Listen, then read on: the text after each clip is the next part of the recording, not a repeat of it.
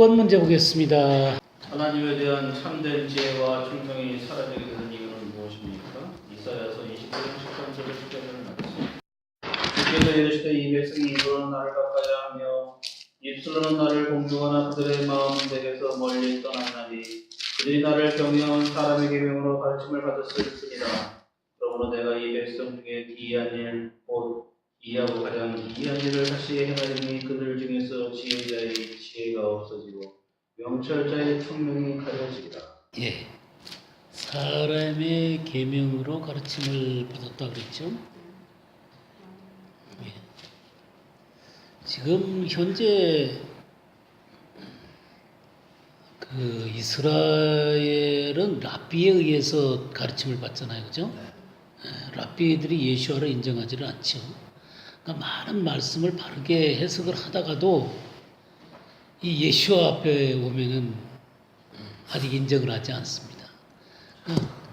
그러니까 이게 가장 중심되는 얘기만 빠져요. 그거는 참 이게 그게 이스라엘의 지금까지의 역사입니다. 이제 참 그렇고요. 그래서 사람의 계명으로 가르침을 받습니다. 그래서 지혜가 없어지고 명철과 총명이 가려워집니다. 그죠? 우리 그 29장에 15절에서 16절 한번 볼까요? 15절에서 16절. 자기의 계획을 여호와께 깊이 숨기려 하는 자들은 화 있을진저 그들의 일을 어두운 데에서 행하며 이르기를 누가 우리를 보랴 누가 우리를 알랴 하니 너희의 패역함이 심하도다. 토기장이를 어찌 진흙같이 여기겠느냐. 지음을 받은 물건이 어찌 자기를 지은 이에게 대하여 이르기를 그가 나를 짓지 아니하였다 하겠으며 빚음을 받은 물건이 자기를 빚은 이에게 대하여 이르기를 그가 총명이 없다 하겠느냐. 예, 자, 이런 현상이 생기게 되는 것이죠. 그러니까 사람의 가르침으로 그 가르침을 받게 되게 되면 하나님의 총명이 사라지게 되는 것이죠. 하나님의 총명이 사라지다 보니까 하나님 그분이 말씀하고 있는 하나님의 경륜, 계획 그런 것을 온전히 깨달을 수가 없는 것이죠. 이런 것들이 이제 폐역한 형태로 나타나게 되는 것을 보게 되면 이게 폐역이라는 말을 썼죠, 그죠? 16절 너희의 폐역함이 심하도다. 그래서 하나님을 대적하게 되는 그런 현상이 생겨나게 됩니다. 그러니까 이런 현상이 생겨나게 되는 것은 왜 그러냐면 총명이 흐려졌기 때문에 그래요. 하나님의 그 명철함이 그들의 심령 가운데 있을 때 하나님의 세계를 알게 되거든요. 근데 이 명철이 어두워지게 되면 하나님을 투명하게 바라볼 수 없고 또 하나님의 계획을 투명하게 바라볼 수 없기 때문에 폐역해지고 하나님을 대적하는 자리에 이르게 되는 것을 보게 되죠. 이사야 30장도 한번 볼까요? 이사야 30장 8절에서 14절 한번 읽어보세요. 이제 가서 백성 앞에서 손판에 기록하며 책에 써서 후세에 영원히 있게 하라. 대저 이는 패역한 백성이요 거짓말하는 자식들이요 여호와의 법을 듣기 싫어하는 자식들이다. 그들이 선견자들에게 이르기를 선견하지 말라. 선지자들에게 이르기를 우리에게 바른 것을 보이지 말라. 우리에게 부드러운 말을 하라. 거짓된 것을 보이라. 너희는 바른 길을 버리며 첩경에서 돌이키라. 이스라엘의 거룩하신 이를 우리 앞에서 떠나시게 하라 하는도다. 그럼 이러므로 이스라엘의 거룩하신 이가 이같이 말씀하시되 너희가 이 말을 업신여기고 압박과 허망을 믿어 그것을 의지하니 이 죄악이 너희에게 마치 무너지려고 터진 담이 불쑥 나와 순식간에 무너짐 같게 되리라 하셨은즉 그가 이 나라를 무너뜨리시되 토기장이가 그릇을 깨뜨림같이 아낌이 없이 부수시리니 그 조각 중에서 아궁이에서 불을 붙이거나 물 웅덩이에서 물을 뜰 것도 얻지 못하리라. 예, 참 무시무시한 말씀이죠, 그죠? 예. 근데 여기에 보게 되면 9절에 여호와의 법을 듣기 싫어하는 자식들이다. 이 패역한 백성이 거짓말하는 자식들인데 이들의 태도가 뭐냐면 여호와의 법을 듣기 싫어하는 자식들이다 그랬어요. 이렇게 될 수 있습니까? 하나님의 백성이 하나님의 법을 듣기 싫어할 수 있습니까? 어떻습니까? 여기 그 10절에 보게 되면 선견자들에게 선견하지 말고 선지자들에게 이르기를 바른 것을 보이지 마라. 그래 놓고 뭐를 보이라 그랬어요? 부드러운 말을 하라. 거짓된 것을 보이라. 그러니까 부드럽게 자기네들한테 좋게 들리는 말만 하라는 거죠. 어때요? 하나님의 백성들이 소위 이제 교회 다니는 사람들이 하나님께서 경책하는 말을 듣기를 별로 안 좋아하죠. 실질적으로 이 가톨릭은 10계명 중에서 우상 숭배하지 말라는 계명이 없어요. 예. 10계명을 어떻게 했냐면 맨 마지막 10계명을 2개로 나눠 갖고 10개로 10개로 만들었어요. 우상 숭배하지 말라는 걸 빼버리고 맨 마지막에 10계명을 둘로 나눠 갖고 10개로 만들었어요. 그러니까 그런 것을 한다니까요. 예, 그렇죠. 그러니까 마리아 숭배나 이 성상 숭배들을 하잖아요. 그거 성경 자체를 바꾼 거예요. 그러니까 이 가톨릭은 진정한 교회가 아니에요. 12절에 보게 되면은 너희가 이 말을 업신여기고 그랬죠. 하나님 말씀을 업신여기는 거죠. 그러니까 그 사람이 하나님 앞에 참된 사람인가 아닌가 하는 것을 알아볼 수 있는 가장 좋은 시금석이 뭐냐면 말씀을 어떻게 대하는가예요. 그러니까 하나님 앞에 경유하는 사람들은 말씀을 절대로 무시할 수가 없거든요. 근데 말씀을 가볍게 취급하는 사람들은 그건 문제가 있는 거예요. 그래서 이 말씀 앞에 두려워 떠는 사람들이 되어야만 하는 것이죠. 자, 이런 문제들을 신약 가운데 한번 볼까요? 신약?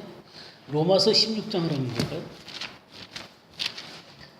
로마서 16장 17절 18절.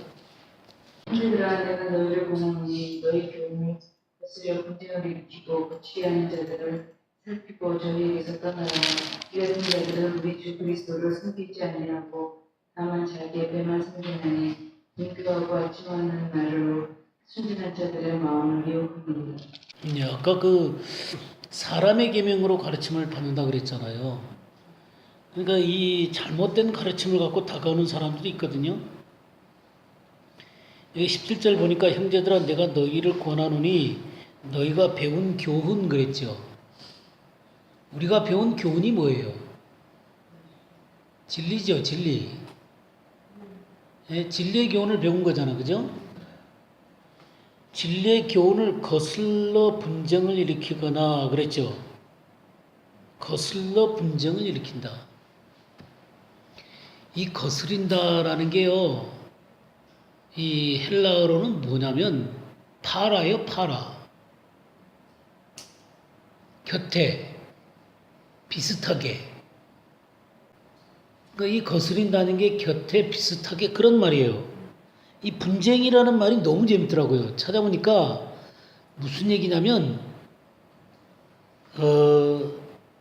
다시 세우는 거예요. 비슷하게 다시 세우는 게 이 거스려서 분쟁하는 거예요. 그러니까 진리가 있잖아요. 네, 모조품을 만들어 놓은 거예요. 그럼 모조품하고 진짜하고 어떻게 하는 거예요? 싸우는 거예요. 그래서 이 진리가 진리대로 전해지지 못하는 거예요. 그러니까 비슷한 것이 옆에 서가지고는 그것이 옳다고 주장을 하는 거예요. 그런 진짜로 전하는 사람들이 이 비슷하게 전하는 그것으로 말미암아 분쟁이 일어나 가지고 제대로 전할 수가 없는 거예요. 이 사단이 하는 짓이죠. 성경이 아니오하면 아니오해야 되잖아요. 근데 이걸 아주 교묘한 말로 비슷하게 얘기하면서 흐려버리는 거예요. 그럼 말씀의 그 진실된 자리 가운데 설 수 있습니까? 없습니까? 설 수 없게 만드는 거예요. 그러면 갈등이 일어날 수밖에 없는 것이죠. 그 다음에 여기 거치게 하는 자들 그랬죠. 이 거치게 한다는 게요. 이게 참 재밌는 단어예요. 이 스칸달론인데요. 스칸달론인데 덫이나 올가미를 얘기하는 거예요. 그러고 어디에 빠지게 해요? 덫에 빠지게 하는 거예요. 올가미에 걸려드는 것입니다. 근데 이 올가미에 걸려든다는 이 뜻이요. 뭐냐면 어디서 온 단어냐면요. 이 절하다, 굽히다 하는데 그런 단어에서 온 거예요. 그러니까 올가미에 걸리는 게 뭐냐면 그들의 이 교묘한 말로 말하게 되면 거기에 이렇게 굽혀 들어가게 되잖아요. 그렇게 되면 어떻게 돼요? 올무에 걸리는 거예요. 옴짝달싹하지 못하게 만들어 버리는 거예요. 그러니까 아주 똑바로 하나님의 말씀이 증거되어야 되는데 비슷하게 다른 것들을 세워놓고 거기에 굴복시켜서 어디 빠지게 하는 거예요? 올무에 빠지게 만드는 거예요. 근데 여기에 뭐라 그랬어요? 그 거치게 하는 자들을 어떻게 하라 그랬어요? 살피고 그들에게서 떠나라 그랬죠. 이 살핀다는 말이 있죠. 살핀다는 말이 무슨 말이냐면 이 덮개를 이게 그 덮개를 이렇게 그 벗겨내는 거예요. 덮개를 파괴시켜서 그 속에 있는 것을 분명히 보게 만들어주는 거예요. 이게 살핀다는 단어예요. 그러니까 걔네들이 이렇게 그 겉으로 이렇게 감싸놓은 그걸 아주 파괴시켜갖고 그 속에 있는 것을 드러내놓는 거예요. 이게 살피는 거예요. 그러니까 우리가 지금 좌파나 그런 것의 논리들을 이렇게 보면은 그런 걸 갖고 참된 것 앞에 이 거짓된 것을 세워가지고는 참된 것하고 맨날 싸우잖아요. 그러고 참된 것을 참되지 않게 만들어버리잖아요. 그러고 이렇게 그 자기네들의 그 논리로 덮어버리는 거예요. 그러고 함정으로 사람들 끌고 가는 거예요. 이 이단들이 하는 것도 똑같아요. 그리고 잘못된 가르침을 가지는 사람들도 이와 같은 거란 말이에요. 그러면 살핀다는 게 뭐냐면 이 덮개를 벗겨놓고 그 속에 있는 걸 파내는 거예요. 그래가지고 들춰놓는 거예요. 그러니까 이렇게 그 전해지는 메시지를 아니면 가르쳐지는 내용들을 이 덮개를 벗겨내고 그 속에 있는 것을 파내려면은 어떻게 해야 될 것 같아요? 어떻게 해야 그런 것이 되질 수 있을 것 같아요?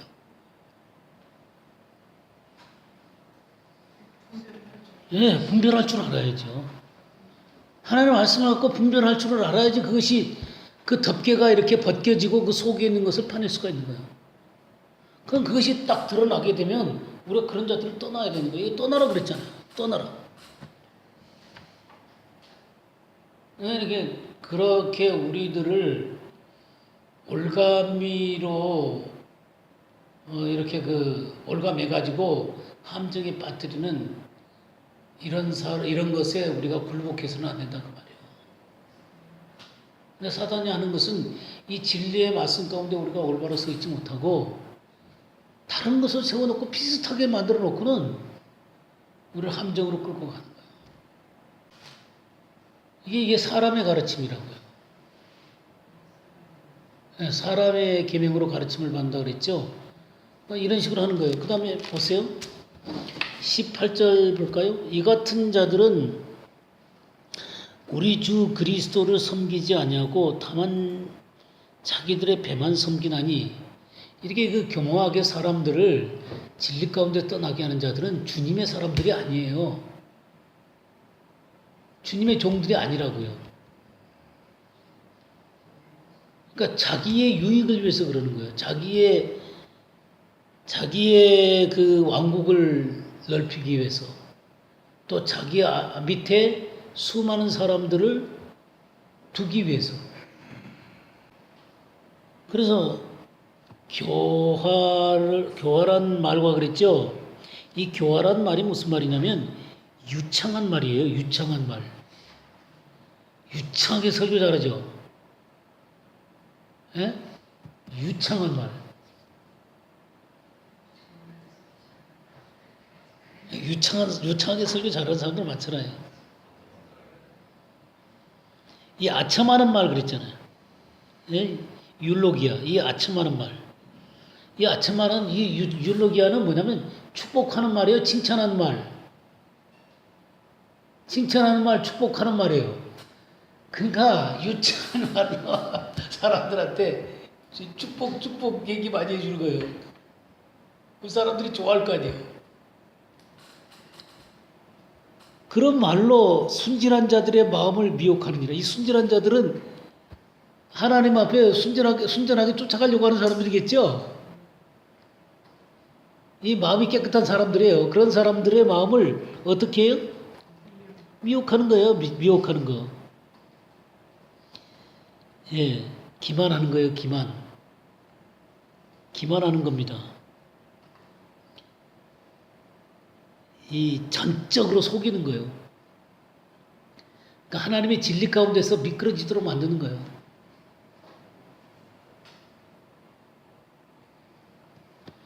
그러니까 유창한 설교와 축복에 대한 메시지를 통해서 사람들의 마음을 진리 앞에 굴복시키는 게 아니라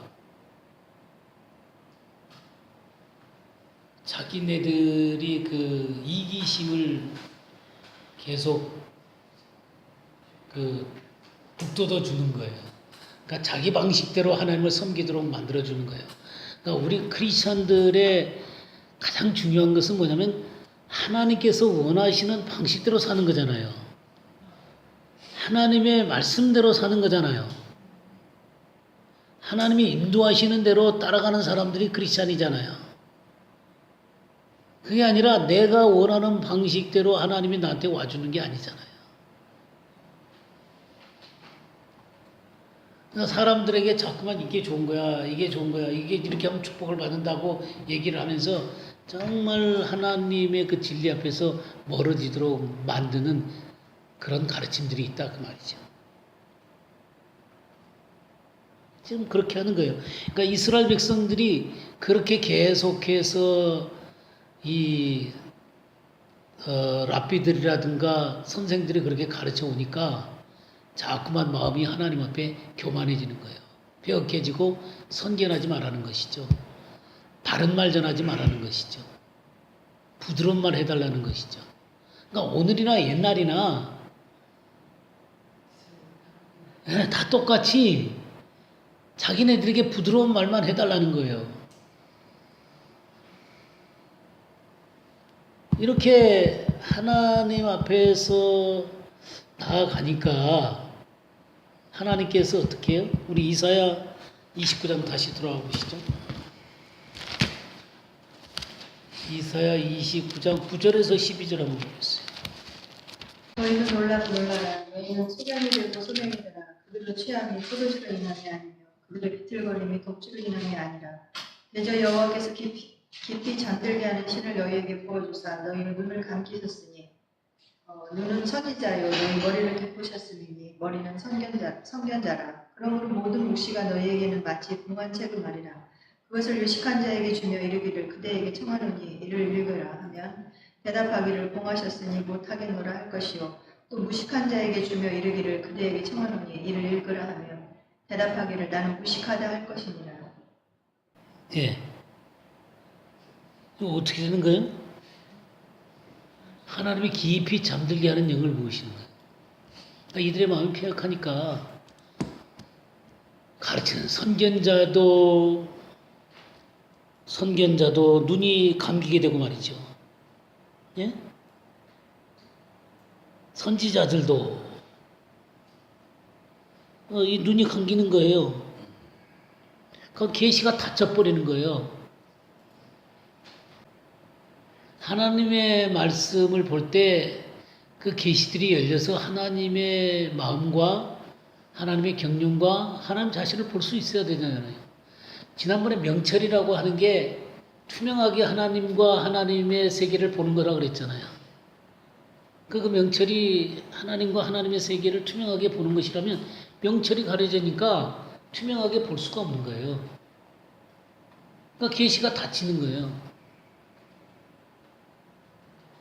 그래서 지도자들도 계시가 닫히게 되고, 그러니까 계시가 없는 메시지를 전하니까 백성들도 눈이 점점 더 감기는 거예요. 그러면서 하나님이 원하시는 세계하고 점점 다른 모습이 돼가는 것이죠. 어쩌면 오늘날의 모습이 이렇게 깊이 잠들게 하는 영 속에 사람들에게 계시가 닫힌 것 같아요. 예, 이렇게 계시가 닫혀 있습니다. 이렇게 계시가 닫힌 거는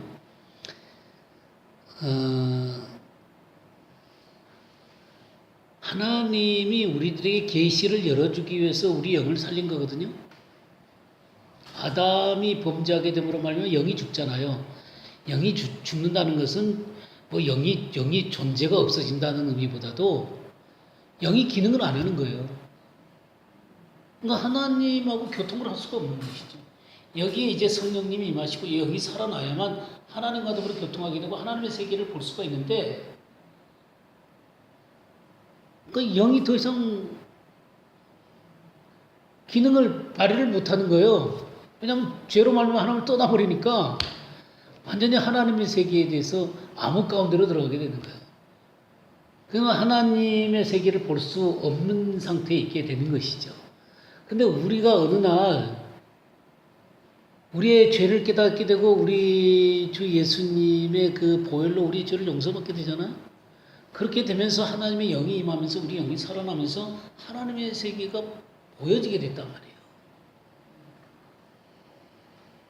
그럼 하나님의 세계가 보여지게 되면 그 성령님으로 말하면 하나님의 세계가 점점 어떻게 돼야 돼요? 열려져 가야죠. 열려져 가고 하나님의 말씀이 점점 드러나게 되고 하나님 앞에 내 모습도 드러나게 되고 하나님의 영광도 드러나게 되면서 점점 어떻게 돼가야 되는 거예요? 하나님의 영으로 점점 풍성해지고 하나님의 것들이 점점 풍성해져서 우리의 삶의 모습이 그 하나님이 원하시는 모습으로 점점 바뀌어가야 되겠죠, 그죠? 그게 이제 계시가 열려져 가는 건데 이 계시가 점점 닫히면 어떻게 돼요? 계시가 점점 닫히게 되면은 무슨 방법이 나올 것 같아요? 내 방법이 나오는 수밖에 없어요. 내 방법이 나오는 수밖에 없고 세상적인 방법이 나올 수밖에 없어요. 유명한 사람들의 말을 인용할 수밖에 없어요. 세상적인 가르침을 갖고 성경을 그런 방식으로 풀 수밖에 없어요. 성경은 어떻게 풀어야 돼요? 성경은 성경이 풀고 하나님의 영에 의해서 풀리는 거잖아요. 내 말이 영요 생명이라고 그랬잖아요. 영요 생명되는 하나님 말씀을 풀려면 하나님의 영으로만 이것이 풀려지게 되는 것이죠. 신령한 것은 신령한 것으로 분별이 되는 거잖아요. 근데 하나님의 계시가 없으니 이게 여기 말씀한 대로 11절에 뭐라 그랬어요? 그러므로 모든 계시가 너희에게는 뭐처럼 된다 그랬어요? 봉안책의 말처럼 되었으니. 봉안책이에요. 봉안책. 안 보여요. 글 아는 자들에게 주며 이르기를 그대에게 청하노니 읽으라 하면 그가 대답하기를 그것이 봉해졌으니 나는 못 읽겠다. 이 글을 못 읽는 게 아니에요. 글을 읽는데 뭔지 몰라요. 성경이 집에도 수십 권씩 있을 수 있어요. 근데 성경을 읽어도 무슨 말인지를 몰라. 잠만 오고. 세상이 이것처럼 좋은 수면제가 없어. 아무리 읽어도 무슨 말인지 몰라. 그런 거 이해하세요?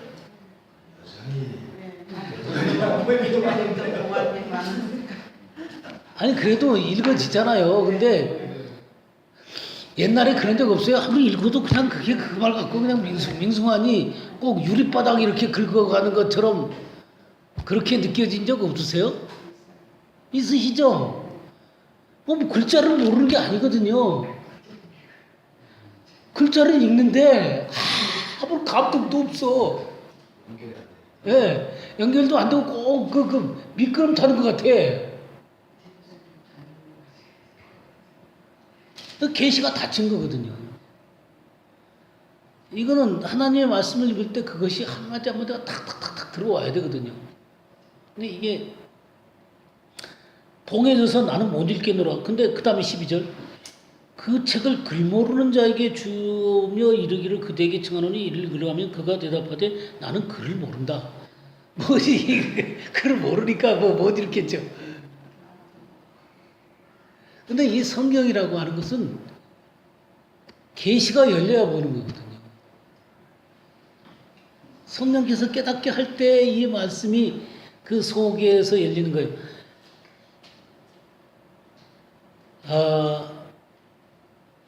이게 마치 뭐 같으냐면 제가 옛날에도 말씀드린 것 같아요.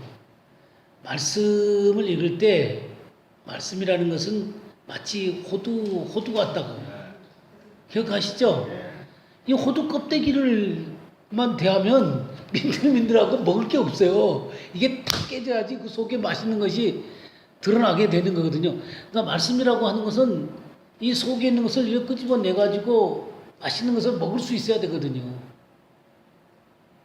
근데 먹을 수가 없어요. 안 깨져 놓으니까. 통째로 뭐가 전해지긴 하는데 미끈미끈거리고 도저히 소화해낼 수가 없어요. 그러니까 이 이스라엘 백성들이 그런 상태 가운데서 이기적이고 폐역하고 또 하나님의 말씀을 바르게 듣기를 원하지 않고 자기네들한테 유익된 말만, 부드러운 말만, 축복된 말만 해주기를 바라는 거죠. 근데 오늘날의 상태나 예전에 이스라엘의 모습이나 다 그렇게 비슷한 것이죠. 우리 에베소서 한번 볼까요? 에베소서 4장 17절 말씀부터 24절까지 한번 볼까요? 그러므로 내가 이것을 말하며 주 안에서 증언하노니 즉 너희는 이방인이 그 마음에 허망한 것으로 행함같이 행하지 말라. 그들의 총명이 어두워지고 그들 가운데 있는 무지한 것들의 마음이 굳어짐으로 말미암아 하나님의 생명에서 떠나 있다. 그들이 감각 없는 자가 되어 자신을 강상에 방임하여 더 모두 돌아보시고 심으로 생각하되 오직 너희는 그리스도를 그같이 배우지 아니하였느니라. 진리가 예수 안에 있는 것 같이 너희가 참으로 그에게서 듣고 또한 그 안에서 가르침을 받았을진데 너희는 유혹의 욕심을 따라 썩어져가는 구습을 따르는 옛사람을 벗어버리고 오직 너희의 신념이 새롭게 되어 하나님을 따라 의로하신 이 거룩함으로 지으신 새 사람을 입으라. 예.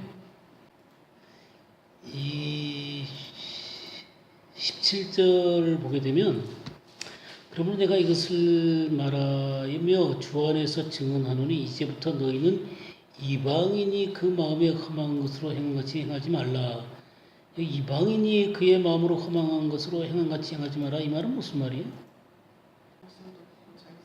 유대인 말고 이방인들은 다 이렇다는 거죠. 근데 여기서 이방인은 그 복음을 받아들이지 않은 이방인 얘기하는 거예요. 복음을 받아들이지 않은 이방인들이 그 마음에 허망한 것, 그 우상 숭배나 자기 욕심대로 행하는 것, 그런 것을 얘기하는 것이죠. 그리고 실질적으로 믿지 않는 자들에 대한 얘기예요. 그 마음이 허망한 것으로 행함같이 하지 마라 그랬어요. 근데 우리도 옛날에는 이방인이었죠. 물론 지금도 우리도 이방인이지만 유대인과 이방인의 그 나눔 가운데서는 우리가 이방인이지만 여기서 말하는 이방은 믿지 않는 자들을 얘기하는 거예요. 근데 우리가 그런 이방인이었다가 이제는 하나님께로 돌아온 자가 된 거죠. 예, 하나님께로 돌아온 자가 됐어요. 그것을 여기에서 어떻게 썼냐면 23절 한번 보세요. 오직 너희의 심령이 새롭게 되어 그랬죠? 너희 심령이 새롭게 되어. 여기 이 번역이 심령이라는 게 뭐예요? 이게 헬라어로 퓨뉴마예요. 예, 영이에요. 네페시가 아니에요. 영이에요, 영. 예, 영어 저기 킹 제임스는 스피릿으로 돼 있을 거예요. 근데 이 NIV는 마인드예요, 마인드. attitude로 돼 있어요. attitude of mind 그랬어요. 마음의 태도. 이게 마음의 태도가 아니에요. 마음의 태도가 아니라 영이 바뀐 거예요. 성령에 의해서 우리 영이 새롭게 된 거예요. 영이 살아났다 그 말이에요. 우리가 거듭나 그럴 때 이 영이 살아나는 거잖아요. 영이 살아나는 거예요. 그렇게 됐을 때 우리는 어떻게 되냐면 22절에 너희는 유혹의 욕심을 따라 썩어져가는 구습을 따르는 옛사람을 벗어버렸고가 되는 거예요. 벗어버렸고 하나님을 따라 의와 진리의 거룩함으로 지으심을 받은 새 사람을 입었다가 되는 거예요. 그러니까 이거는 뭐예요? 한번 결정적인 변화가 있었다는 거예요. 영이 새롭게 돼서 유혹의 욕심을 따라 썩어져가는 구습을 따르는 옛사람을 벗어버렸단 말이에요. 어느 날 예수님을 영접할 때 우린 옛사람을 벗어버렸고 의와 진리의 거룩함으로 지으심을 받은 새 사람을 입은 사람이 된 거예요. 이게 변화예요. 예. 가르침을 받았을 때 일어난 거예요. 그러면 이것이 옛사람을 벗어버렸고 새 사람을 입었어요. 이게 결정적인 사건이에요. 이 결정적인 사건이 있은 다음에 이와 같은 모습으로 계속 우리가 살아가야 되겠죠. 그죠? 그러니까 이것이 계속 우리가 노력함으로 벗겨지는 게 아니라 그리스도를 만날 때 그리스도와 함께 내가 죽고 그래서 옛사람이 벗어 던져지고 의와 진리의 거룩함으로 지으심을 받은 새 사람, 즉 의와 진리로 충만하신 그리스도가 나의 진정한 생명이 되신 거예요. 그래서 그 그리스도를 옷 입게 된 거예요. 우리가 새 사람이 된 거죠. 새 사람이 된 거예요. 이런 결정적인 사건이 있은 사람이 계속해서 우리가 옛사람을 드러나려고 할 때 버리게 되는 거고 죽이게 되는 거고 또 거절하게 되는 거예요. 그리고 계속해서 의와 진리의 이 세 사람으로 살아가기 위해서 하나님의 말씀과 성령으로 충만해서 계속해서 그 의와 진리를 따라 살게 되는 거예요.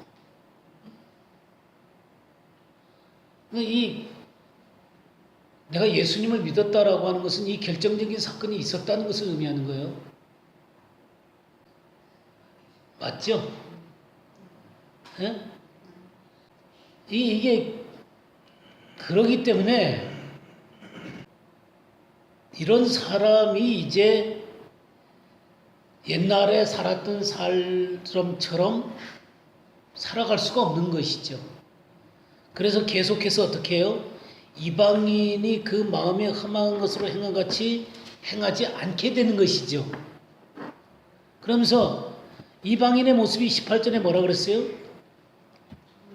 그들의 총명이 어두워지고 그들 가운데 있는 무지함과 그들의 마음이 굳어짐으로 말미암아 하나님의 생명에서 떠나 있도다. 그러니까 하나님의 생명에서 떠나 있는 건 뭐냐면 총명이 없기 때문에 그러는 거예요. 이 총명은 어디서 오는 거예요? 하나님의 말씀과 성령에서 오는 거예요. 근데 이 총명이 없는 거예요. 그 어두워져 있는 거예요. 그러니까 이방인들은 뭐냐면 이 총명이 어두운 상태에 있는 거예요. 깜깜한 가운데 있는 거예요. 하나님의 세계가 안 보이는 거예요. 이방인들이 이런 식으로 살고, 그 다음에 19절, 그들이 감각 없는 자가 되어 그랬죠. 감각 없는 자가 되어 자신을 방탕에 방임하여 모든 더러운 것을 욕심으로 하되, 이 감각은 뭐예요? 하나님의 세계를 이해하는 감각을 얘기하는 거예요. 그러니까 총명도 없으니까 하나님의 세계를 만질 수 있는 감각이 없어요. 그러니까 오직 뭘로 행하게 되는 거예요? 욕심으로 행하게 되는 거예요. 이 이방인이에요. 근데 20절에 뭐라 그랬어요? 오직 너희가 누구예요? 믿는 자들이 여기 말대로 하면 뭐예요? 심령, 그러니까 이 영이 새롭게 된 사람들, 그리고 구습을 쫓는 옛사람을 벗어버리고 새 사람을 입은 사람들, 의와 진리의 거룩함으로 새 사람을 입은 사람들이에요. 그 사람들은 그리스도를 그같이 배우지 않았다는 거예요. 진리가 예수 안에 있는 것 같이 너희가 참으로 그에게서 듣고 그 안에서 가르침을 받았을진데, 그럼 예수 안에 있는 진리를 가르침을 받은 거죠. 네, 그리스도 예수 안에 있는 진리로 가르침을 받았어요. 그래서 예수님을 믿게 됐어요. 그래서 우리는 구습을 쫓는 옛사람을 벗어버렸고 의와 진리의 거룩함으로 지으심을 받은 새 사람을 입었어요. 그러면 이렇게 입은 사람이 주님 안에서 살아갈 때 계속해서 우리는 어떤 일들을 해야 되겠어요? 계속해서 하나님의 진리를 배움으로 말미암아 이 구습들을 계속해서 버리는 작업들을 해야 될 것이고, 또 의와 진리로 계속해서 우리의 삶을 채워야 되겠죠. 한번 됐으니까 이제 더 이상 할 필요가 없는 거예요. 우리가 결정적으로 그렇게 됐다고 해서 그러면 자동적으로 그냥 쓱 가는 겁니까? 에스컬레이터 타고 가듯이 쭉 올라가는 겁니까? 계속 올라가기 때문에. 구슬을 쫓는 것을 버려야 되는 거예요. 그리고 의와 진리의 이 거룩함으로 지으심을 받은 새 사람이 드러나도록 하기 위해서는 의와 진리를 계속 먹어야 되는 거예요. 그래야 이 총명이 계속 반짝거리고 이 명철함이 반짝거리면서 하나님의 세계를 계속 보게 되는 거예요. 그러면 하나님의 계시가 계속 열려져 가게 되는 거예요. 근데 이렇게 되어진 사람이라 할지라도 다시 구습을 쫓게 되고 이 험한 것을 쫓아 살게 되면 어떻게 되겠어요? 우리 감각이 둔해진다고요. 명철함이 흐려지게 되는 거예요. 그러면서 하나님의 계시들이 닫히기 시작하는 거예요. 그렇게 살다 보면 어떻게 돼요? 예, 믿는 사람이나 믿지 않는 사람이랑 비슷하게 사는 거예요.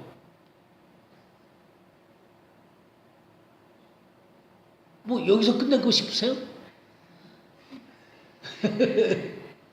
아니, 이렇게 계속 하나님의 계시가 열리고 하나님의 말씀을 먹고 이 명철함이 점점 그 밝아져 가면서 하나님의 말씀들이 영이요 생명된 말씀이 들어오게 되면 어떤 것을 느끼게 돼요?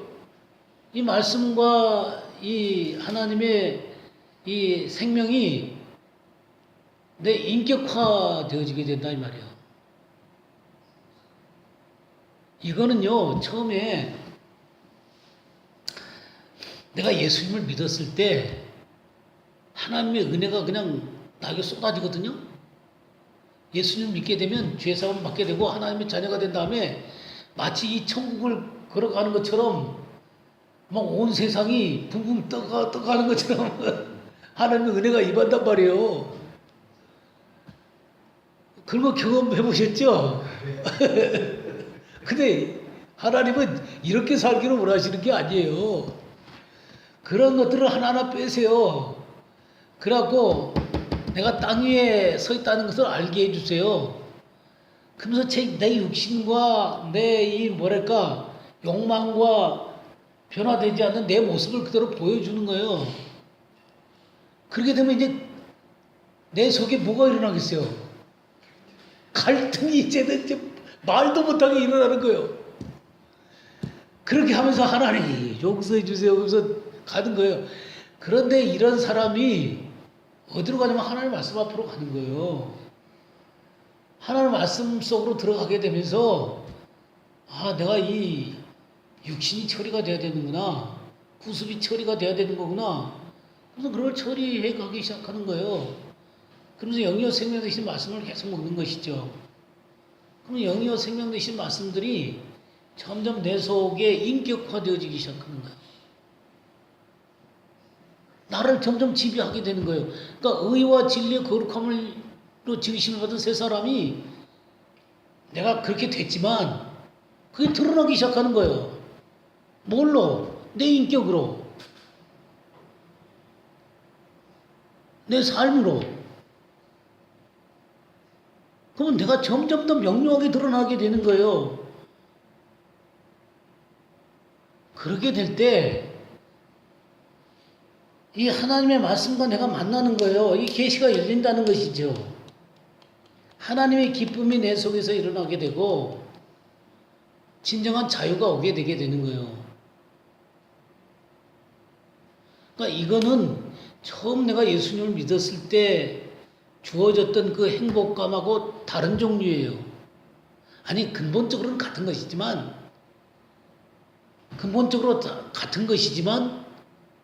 다른 양상으로 오는 거예요. 그때는 그냥 부어지는 것이었다면 지금은 내 속에서 형성되어서 나오는 거예요. 근데 이 형성돼서 나오는 이 과정을 사람들이 안 한단 말이에요. 이걸 안 해요. 이것이 지나간 과정이단 말이에요.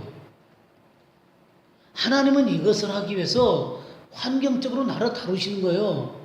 때때로 불시험도 주시고 관계에 어려움도 주시고 자식들과 문제도 생기게 하시고 뭐 남편과 문제도 생기게 하고 하면서 또 재정적인 문제도 주시고 막 그러면서 이 인생에 그냥 고난 가운데로 집어넣는 거예요.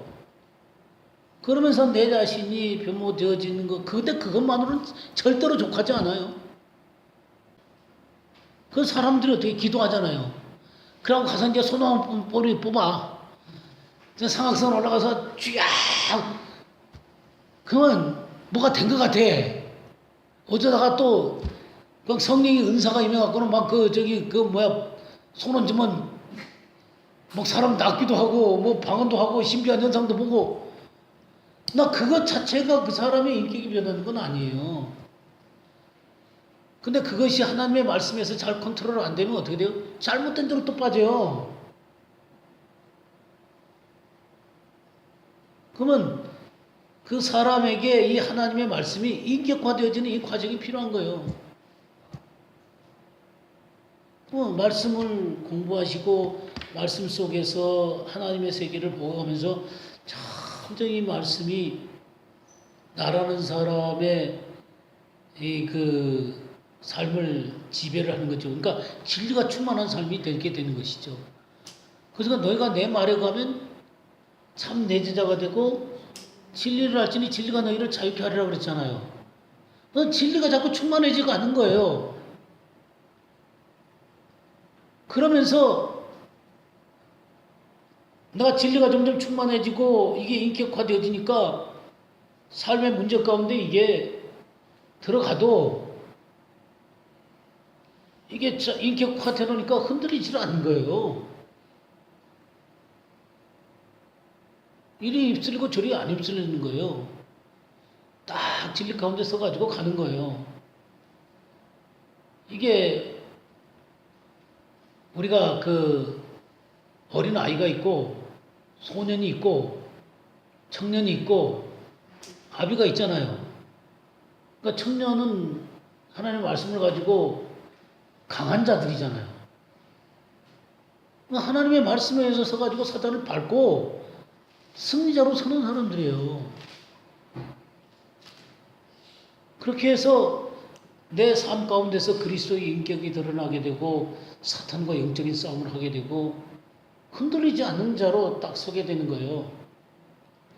하나님은 우리가 이렇게 되기를 바라시는 것이죠. 이게 우리가 옛사람을 벗고 새사람을 입은 사람들의 삶이거든요.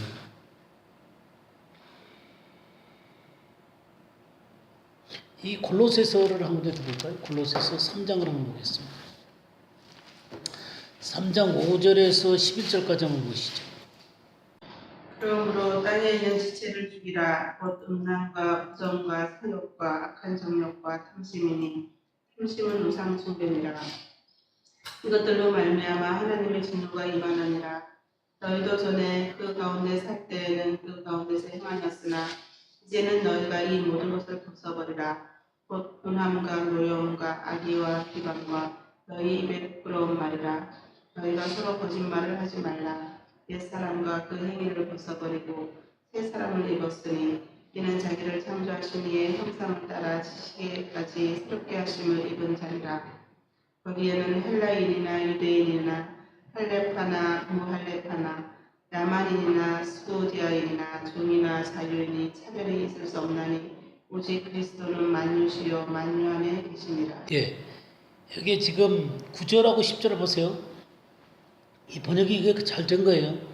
너희가 서로 거짓말을 하지 말라. 옛사람과 그 행위를 벗어버렸고 새 사람을 입었으니 그랬죠.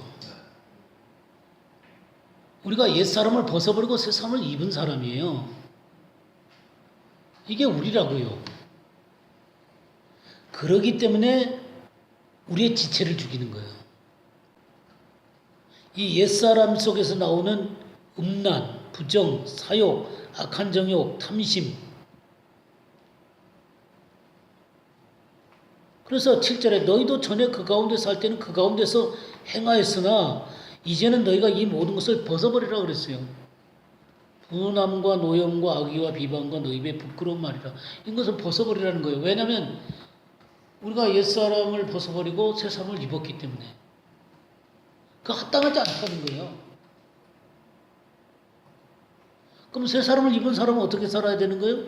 10절에 자기를 창조하신 이의 형상을 따라 지식에까지 새롭게 하심을 입은 자니라. 그럼 우리 지식이 새로워져야 되는 거예요. 지식이라는 게 뭐예요?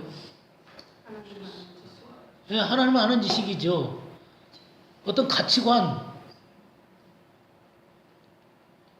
하나님의 세계관, 하나님의 경륜들, 하나님의 법도 그런 것으로 새롭게 하심을 입는 거예요. 그럼 그렇게 하려면 어떻게 해야 돼요? 말씀으로 가야죠. 말씀 외에 그런 방법이 있어요? 말씀 외에 그런 방법이 없어요. 그냥 말씀을 덮어놓고 믿으면 돼?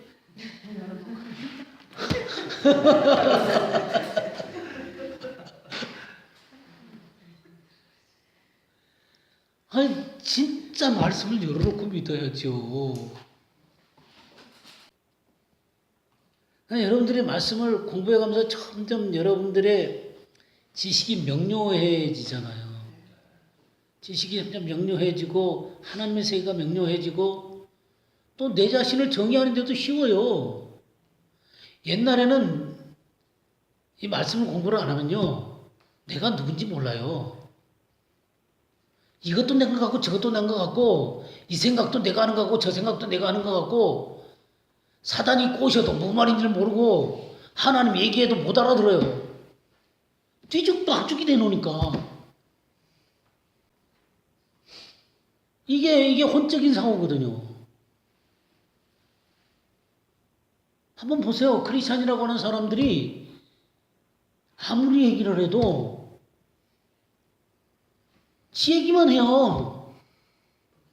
하나님 말씀 아무 상관도 없어요. 자기 방식이라는 게 자기 철학이라는 거야. 세상에 자기 철학이 어딨어. 자기 방식이 어딨어. 우리 그거 포기한 사람이라고요. 우리 뭐를 받아들이고 포기한 사람이에요.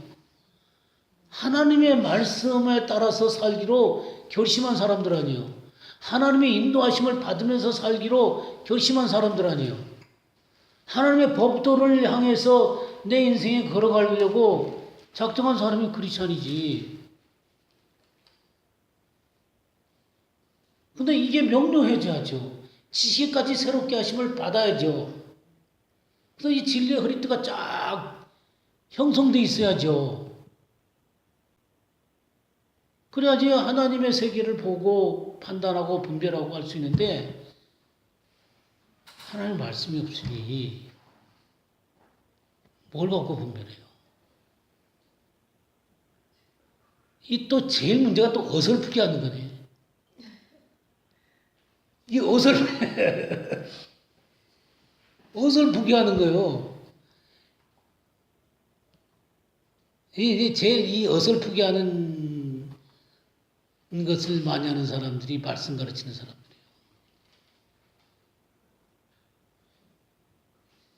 말씀 가르치는 사람들이 어설프게 하는 사람들이 많다는 거예요. 그냥 표면적인 가르침만 가르치는 거예요. 아니면 그냥 세상적인 철학들을 갖고 말씀을 풀어갖고는 그냥 그걸 매기는 거예요.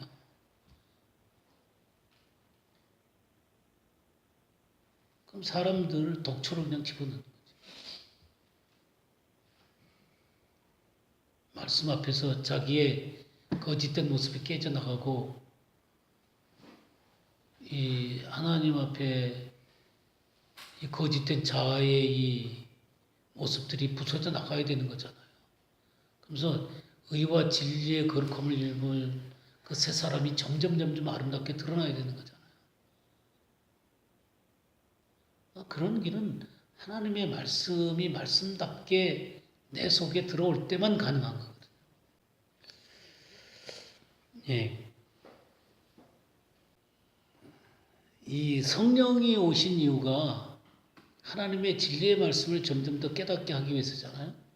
우리 요한복음 16장 13절 말씀 한번 볼까요?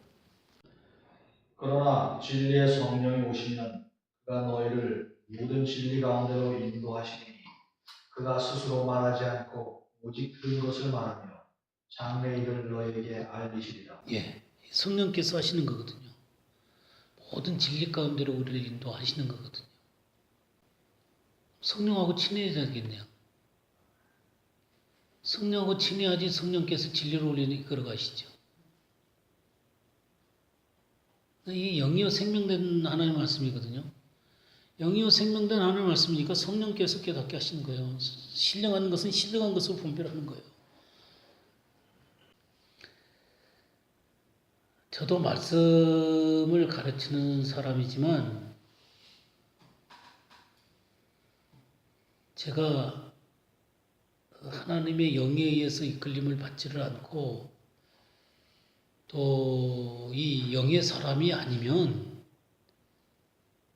나는 이 하나님의 말씀을 이익의 재료로 삼을 수밖에 없거든요. 내 방식으로 가르칠 수밖에 없는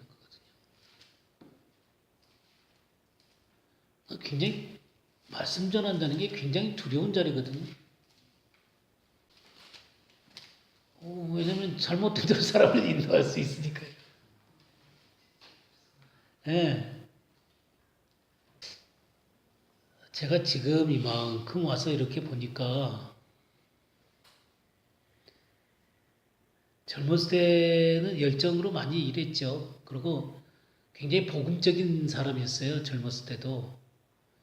굉장히 복음적인 사람이었고 하나님의 말씀을 바르게 전하려고 애를 쓰긴 했지만 저를 극복하는 것은 어려웠어요. 그러니까 나라는 이 사람을 극복하는 게 어려웠어요. 그러다 보니까 이 말씀이 열매를 맺어야 되잖아요. 열매를 맺어야 되는데 나를 극복을 하지 못하니까 그냥 굉장히 많은 것들을 해놓고 나서도 그것을 열매를 못 맺는 거예요. 그래서 지금 이렇게 지나면서 하나님이 나를 세우셔야만 하는구나. 내가 바르게 서지 않는 한 하나님의 말씀이라고 하는 것은 끝까지 열매를 맺는 게 힘들구나. 그래서 참 지속적으로 하나님이 제 생애를 간섭을 하신 것 같아요. 그래서 이 참 얼마나 많은 고통들을 많이 당했는지 이 하나님의 말씀으로 말미암아 다rum을 받았는지. 근데 내가 생각할 때 저는 일대거든요. 일대니까 뭐 생전 처음 하나님의 말씀을 접하는 거잖아요. 근데 몇 대가 되는 사람들은 이게 좀 쉽겠다는 생각이 들어요.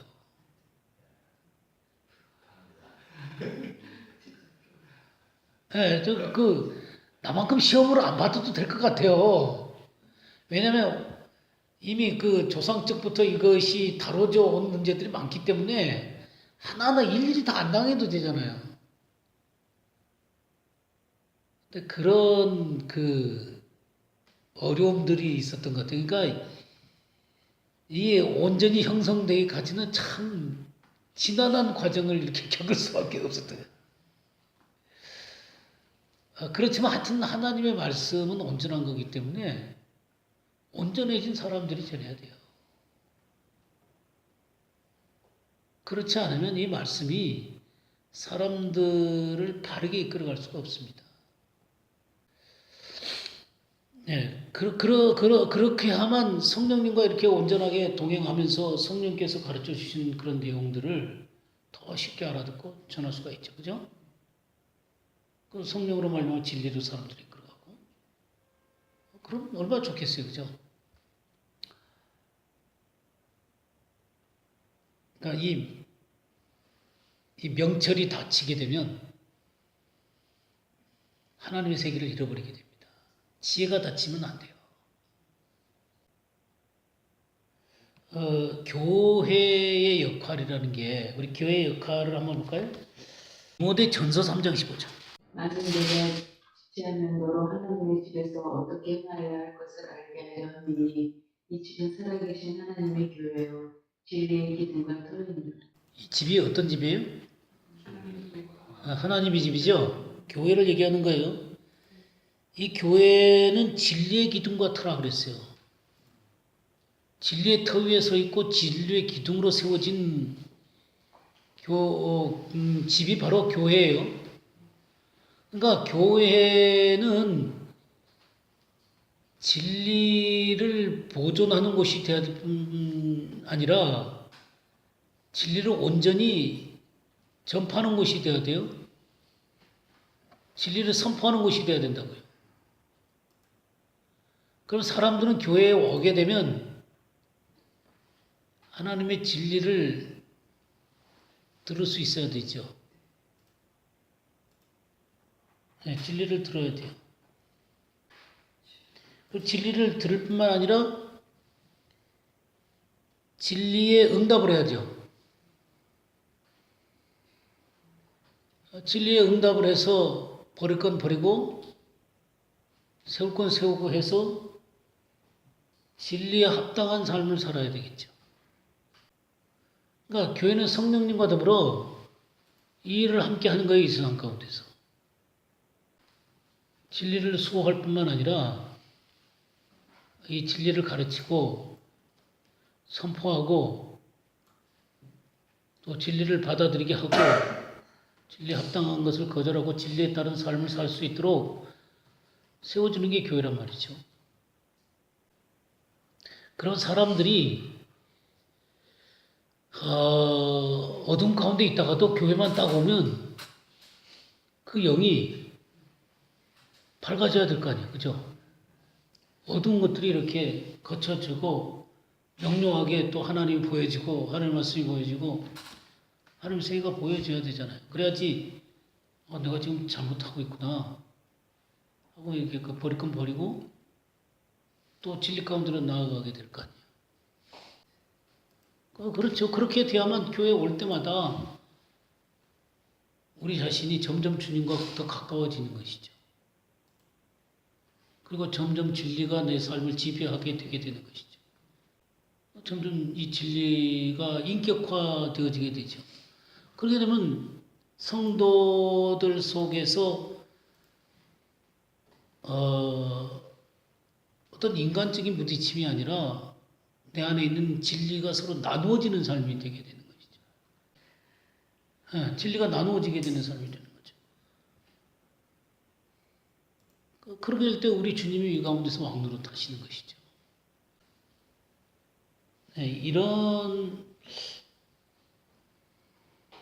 이게 돼야 되는데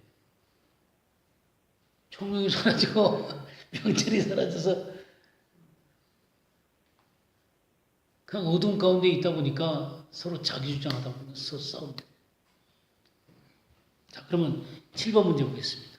하나님 말씀을 우리가 어떻게 찾으려고 해야 하고 그것을 찾는 자들에게는 어떤 축복이 있습니까? 잠언 2장 1절로 8절 말씀.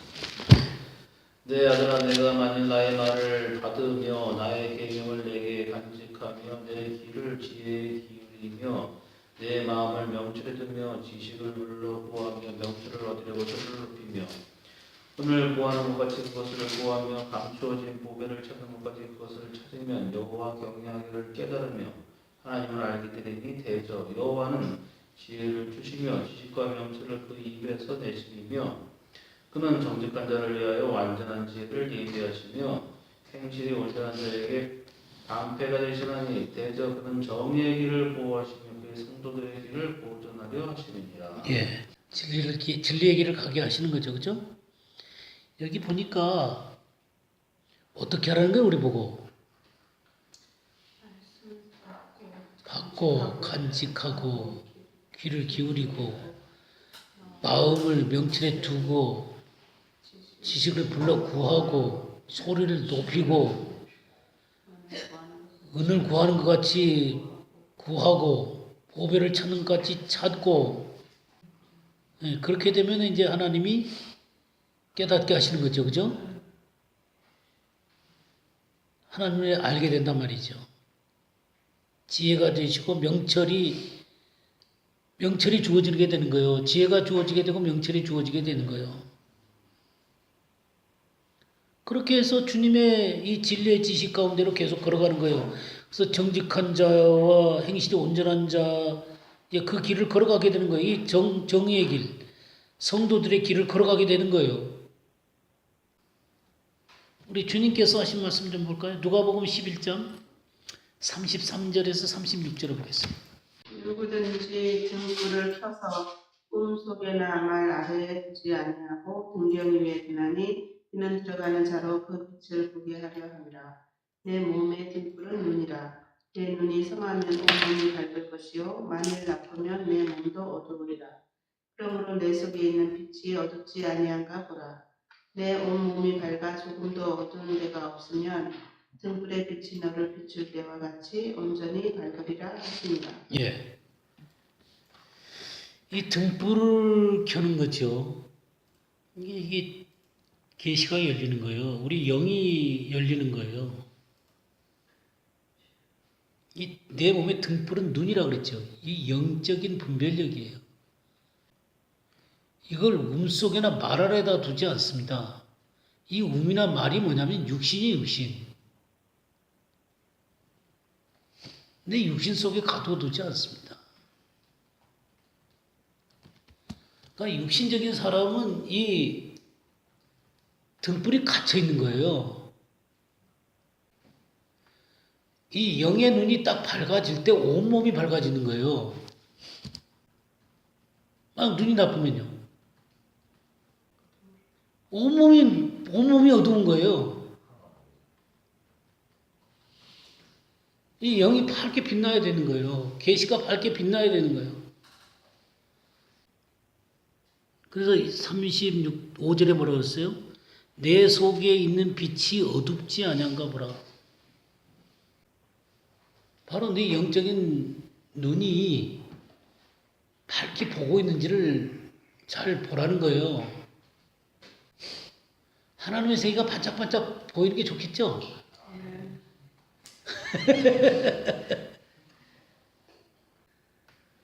그래서 36절에 뭐라고 했어요? 보세요. 내 온몸이 밝아 조금도 어두운 데가 없으면 등불의 빛이 너를 비출 때와 같이 온전히 밝으리라 그랬잖아요. 온전이란 말을 쓰잖아요. 그러니까 온전한 성숙이 있다니까요. 온몸이 밝아지는 거예요. 구석구석 말씀이 내 삶의 구석구석을 비추는 거예요. 내 생각을, 내 마음을, 내 관계를, 내 사회생활을, 내 직장생활을, 내 친구와의 관계를, 내 혼자 있을 때의 태도를, 이 온몸이 밝아서 조금도 어두운 데가 없으면 온전히 밝으리라 그랬잖아요. 이게 가능한가요? 어려워요?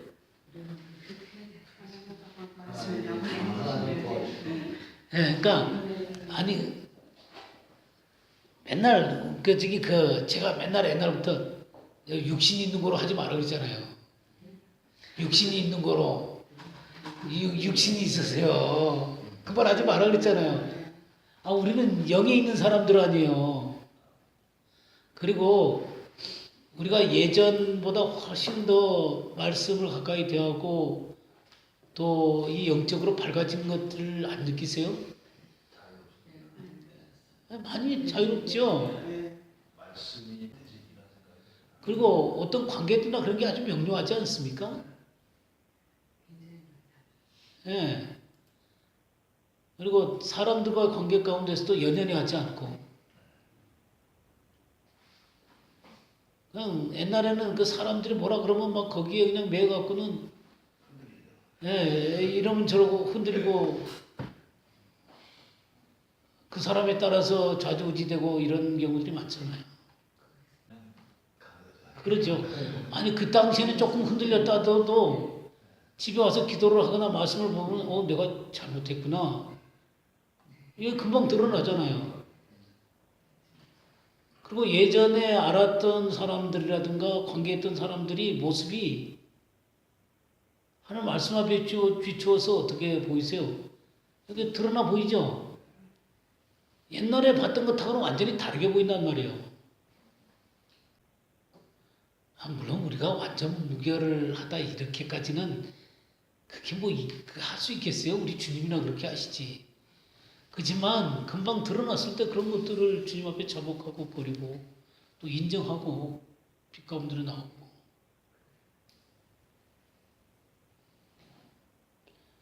이렇게 눈이 밝아서 온몸에 어두운 데가 없는 모습으로 주님께서 그런 사람이 온전히 밝으리라 그러면서 그럴 수 있다라고 얘기하고 계시거든요. 뭐 주님이 이런 말씀들도 있으니까 너네들이 그런 것을 바라다 보면서 안 되지만 해보려고 노력해라 이렇게 한 거예요? 아니 주님이 그렇게 말씀하신 거냐고요. 근데 사람들이 자꾸 그런 식으로 가르쳐요. 이런 말씀은 불가능하다고 자꾸 생각을 하는 거예요. 그냥 삶의 목표다라고만 얘기하는 거예요. 우리 주님은 명료하게 말씀하신 거거든요. 그리고 실질적으로 성령이 왜 오셨어요? 그리고 이 하나님 말씀을 왜 주셨어요? 주님이 왜 우리 안에서 부활의 생명으로 존재하고 계시는데요? 왜 사단을 십자가에서 머리부터 깨놓고 밟아놓고 그 위에 서서 니네들이 행하라고 얘기를 하시는 건데요? 우리 욥기서 28장 한번 볼까요? 욥기서 28장 1절에서 11절까지 한번 읽어주세요. 은이 나는 곳이 있고 금을 재련하는 곳이 있으며 철은 흙에서 캐내고 동은 돌에서 녹여 얻느니라.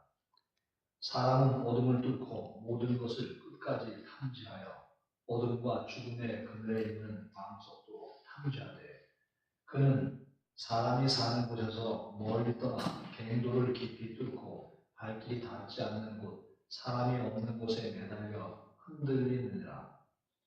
음식은 땅으로부터 나오나 그 밑은 불처럼 변하였도다. 그 돌에는 청옥이 있고 사금도 있으며 그 길은 솔개도 알지 못하고 매의 눈도 보지 못하며 용맹스러운 짐승도 밟지 못하였고 사나운 사자도 그리로 지나가지 못하였느니라. 사람이 굳은 바위에 손을 대고 산을 뿌리까지 뒤엎으며 반석에 수로를 터서 각종 보물을 눈으로 발견하고 누수를 막아 나가지 않게 하고 감추어져 있던 것을 밝은 대로 끌어내느니라. 예. 이 지혜를 찾되 보배를 찾는 것 같이 찾으라 그랬잖아요. 그죠? 지금 이게 보배를 찾는 그 광부들의 모습을 얘기를 한 거예요. 이 광부들의 모습이 바로 지혜를 찾는 사람들의 모습이거든요. 여기 은이 나는 곳이 있다 그랬잖아요. 이 나는 곳은 원천이요, 원천. 이 보배가 있는 원천이 있어요. 금을 재련하는 곳이 있다 그랬죠. 재련이 뭐예요? 재련. 추출하는 거죠. 그냥 불순물을 제거하고 추출해내는 거예요. 이 지혜는 불순물을 제거를 해야 되는 것입니다. 그래서 정화를 시키는 거예요. 철은 흙에서 캐내고 그랬죠. 캐내는 것은 획득하는 거예요. 획득하는 거. 그 속에서 획득을 해내는 거예요. 동은 돌에서 녹여내느니라. 녹인다 있죠. 녹인다. 용이하다, 압박하다는 거예요. 이 좁은 길에 있는 사람들이 압박을 받는 거예요. 그래서 이 넓은 길에 있는 사람들이 압박을 해오는 거예요. 그렇지만 그 가운데서 녹아져 나오는 거예요. 그런 이 안에 있는 이 정말 이 보석이 녹아 나오는 거예요. 사람은 어둠을 뚫고 그랬잖아요. 이 뚫는다는 것이 캐츠라는 말이 캐츠. 끝. 끝. 이 카이츠가 이제 여름이잖아요, 여름. 여름이 가까운 줄 알다 그럴 때 끝이 왔다는 말이거든요. 그 무화과나무 잎이 연화해지고 가지를 내면 여름이 가까운 줄 안다 그럴 때 이게 카이츠거든요. 이 캐치하고 똑같은 단어예요. 끝이에요, 끝. 그러니까 어둠을 끝까지 뚫어내야 되는 거예요. 우리가 중간에 이거 그냥 하다가 말면 안 돼요. 어둠을 어떻게 해야 돼요? 예, 끝까지 뚫어내야 돼요. 그리고 모든 것을 여기 끝까지 탐색한다 그랬죠? 예, 끝까지 탐지하는 거예요. 이 끝까지 탐지하는 거예요. 탐지한다. 이게 발견하다 그네요. 발견해내는 거예요. 끝까지 발견해내는 거예요. 이게 헬라어의 휴리스크하고 똑같은 단어예요. 이게 하카르인데 히브리어로는 하카르인데 헬라어로 휴리스크하고 똑같은 단어예요. 이 휴리스코가 어디에 나왔냐면 그 보배를 발견하는 거 있죠. 밭에서. 진주 상인이 진주를 발견할 때 이 휴리스코라는 단어를 쓰거든요. 그 발견할 때까지 탐지하는 거예요. 끝까지 탐지해서 어둠과 죽음의 그늘에 있는 광석도 탐지하되. 이 광석이 보배죠, 그죠? 보배를 탐지해내는 거예요. 이 어둠과 죽음, 이거는 사람들의 이 상태는 이 어둠과 죽음 가운데 있는 거예요. 그것으로는 절대로 하나님의 지혜를 찾아낼 수 없어요. 그 그늘 그 깊은 곳에 있는 보석을 찾아내야 됩니다. 발견해야 돼요. 사람들이 발견하지 못했다고 해서 우리도 그냥 발견하지 않은 채로 그렇게 살아서는 안 됩니다. 여기 4절에 그는 사람이 사는 곳에서 멀리 떠나 갱도를 깊이 뚫고 발길이 닿지 않는 곳. 그러니까 인간이 찾아낼 수 있는 그런 인간의 발길 속에서 발견되는 게 아니에요. 사람이 없는 곳에 매달려 흔들리고 하나님 앞에서 매달려 흔들려서 고뇌하는 거예요. 사람들이 다 얘기하고 저 얘기하는 것 속에서 찾아내는 게 아니라 아주 각고의 노력을 하는 모습을 표현했네요. 네, 그렇죠. 이걸 찾아내기 위해서 그렇게 애쓰는데 광석 찾아내는 것도 이렇게 애쓰는데 지혜를 찾아낼 때 이렇게 찾아내라는 거예요. 여기 5절에 음식은 땅으로부터 나오나 그 밑은 불처럼 변화해두다 그랬죠. 사람들은요 땅의 음식으로 다 만족해요. 근데 보석은요 불길 속에서 나오는 거예요. 그냥 저 깊은 불길 속에서 나오는 거예요.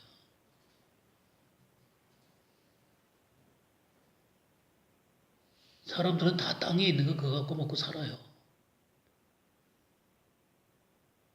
근데 이 불길을 지나야 되는 거예요.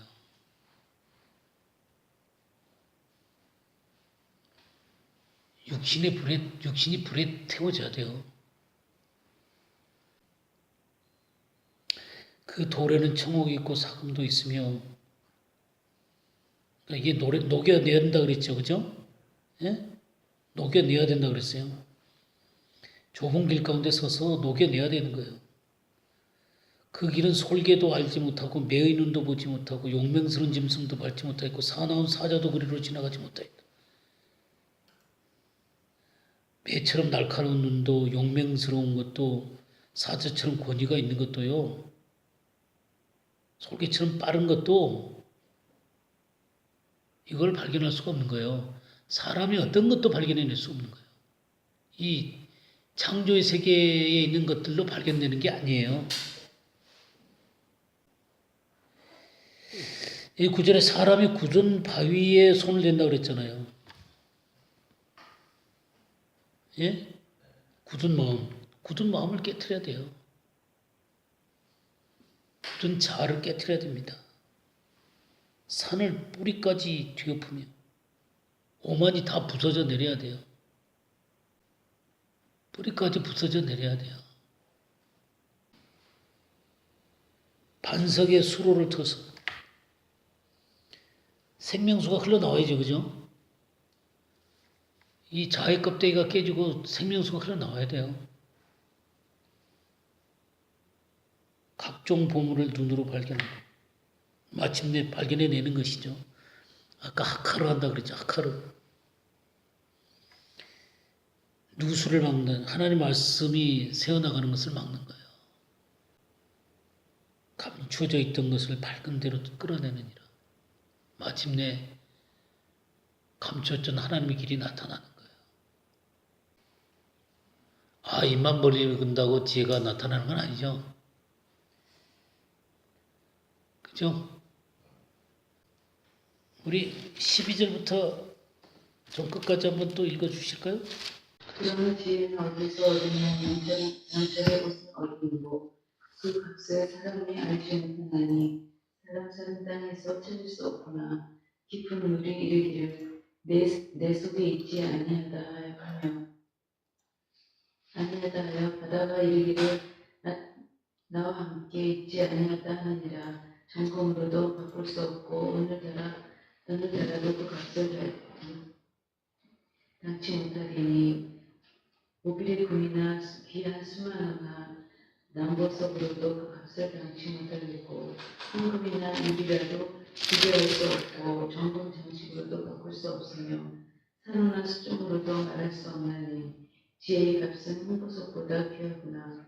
부스의 황금으로도 비교할 수 없고 순금으로도 그 값을 측량하지 못하리니 그런즉 지혜는 어디서 오며 명철의 곳은 어디이고. 예, 거기까지 보면요. 여기에 이제 수많은 그 보석이라든가 순금이라든가 뭐 그런 것들로도 이 지혜의 값과 비교할 수가 없다는 거죠. 그죠? 그러면서 20절에 뭐라고 했어요? 그런즉 지혜는 어디서 오며 명철이 머무는 곳은 어디이고. 지혜는 어디서 오며 명철이 머무는 곳은 어디이고.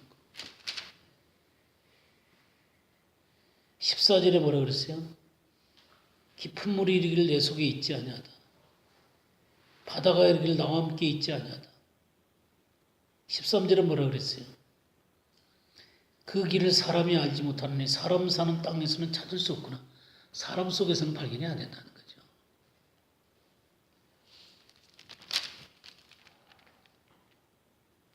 그 21절에 뭐라고 그랬어요? 모든 생물의 눈에 숨겨졌고 공중의 새에게 가려졌으며 멸망과 사망도 이르기를 우리가 귀로 그 소문을 들었다 하느니라. 이 멸망과 사망, 사람이 이런 것을 대하면요 조금 정신을 차려요. 그러니까 그런 정도도 뭐라 그랬어요 여기? 소문을 들은 거예요. 소문을. 그런 것으로도 발견이 안 되는 거예요. 죽음으로도 안 된다는 거예요. 자, 23절에서 28절까지 읽어보세요. 하나님이 그 길을 깨달으시며 있는 곳을 아시나니 이는 그가 땅끝까지 감찰하시며 온천하를 두루보시며 바람은 경중을 정하시며 물을 되어 분량을 정하시며 비를 위하여 명령하시고 우리의 번개를 위하여 길을 정하였었습니다.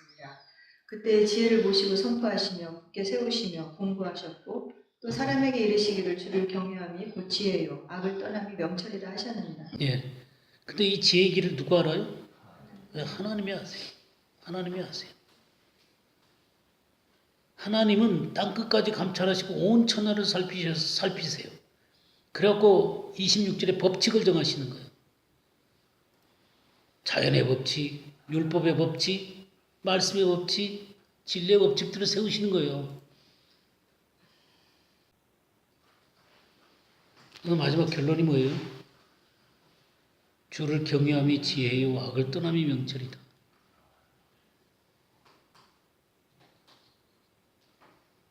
하나님 앞에 무릎 꿇고 두렵게 서는 거예요. 그럴 때 계시가 몰려오는 거예요. 악을 떠날 때 명철이 명료해지는 거예요. 악과 범벅이 되어 있으면서 하나님을 경외하지도 않으면서 하나님이 지혜를 깨달을 수 있다고 하는 것은 거짓말이에요. 참된 지혜자는 경외자입니다. 악을 떠나는 사람이에요.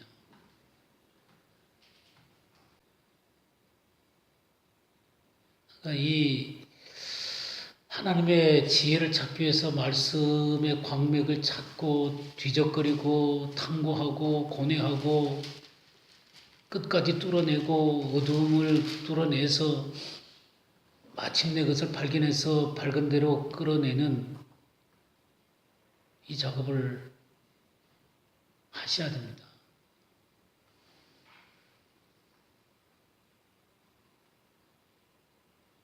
그런 작업들이 하나하나 쌓여져 가게 되면 그것이 바로 내 인격이 되는 거예요. 내 삶이 되는 거예요.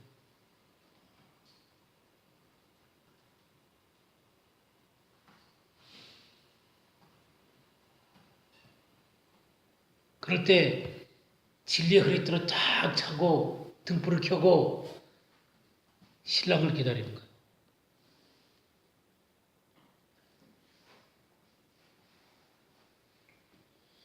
자, 이렇게 아름다운 진리의 띠를 띠시는 우리 사랑하는 여러분들이 되시기를 바랍니다. 오늘 여기까지 하죠.